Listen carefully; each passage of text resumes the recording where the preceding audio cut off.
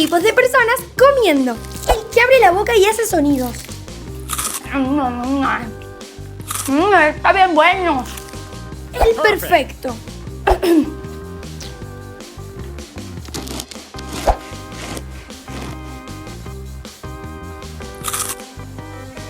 El que no para de tomar líquido. Yo no puedo comer sin tomar agua, pero tranquilo, yo traje mi agua. El que come re rápido.